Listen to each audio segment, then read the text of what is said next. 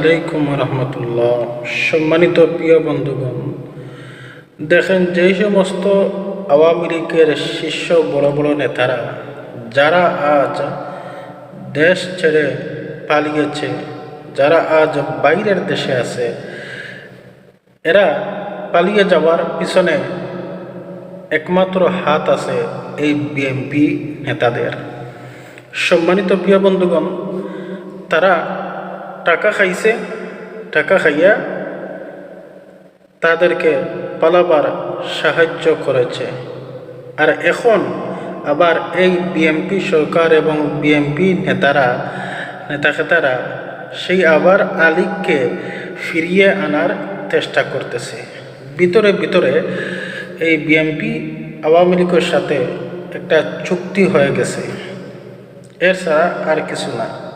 এই জন্যে আপনারা দেখলেন না, আজ স্বরাষ্ট্রমন্ত্রী সাংবাদিকদের প্রশ্নে তিনি উত্তর দিলেন যে সাবেক রাষ্ট্রপতি চুম্পুনা চাম্পু তিনি ইউনূসের আমলে নাকি সাংবিধানিক অনুযায়ী দেশ চালিয়েছেন। এখন দেখেন কত বড় এই ভারতের দালাল আমাদের স্বরাষ্ট্রমন্ত্রী। দেখেন তিনি প্রকাশ্যে এবার ডাইরেক্ট আওয়ামী লীগকে সাপোর্ট দিচ্ছেন এই সমস্ত দূষরদেরকে। সম্মানিত প্রিয় বন্ধুগণ, আসলে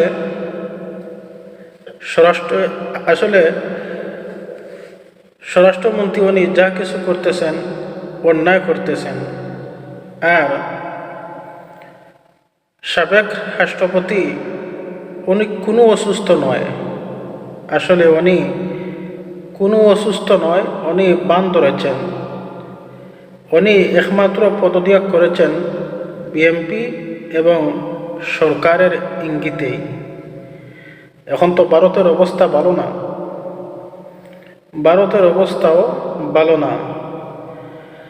এমনকি আওয়ামী লীগের নেতাখেতারা কোথায় যাবে তাও কোনো ঠিকানা নেই।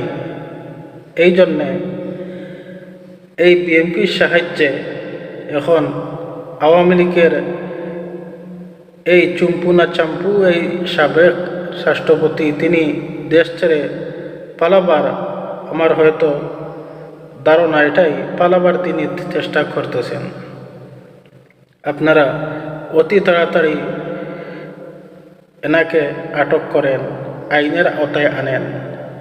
যদি আপনারা আবার সেই পুরনো ফেসিবাদ কায়েম করতে চান আর আলীগকে আবার যদি ফিরিয়ে আনার চেষ্টা করেন, তাহলে জনগণ যে এত খারাপ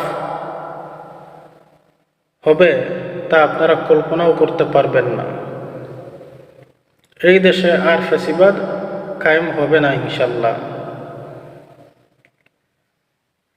সম্মানিত প্রিয় বন্ধুগণ, আমরা অবশ্যই এই দেশ সুন্দর শান্তি একটা রাষ্ট্র দেখতে চাই।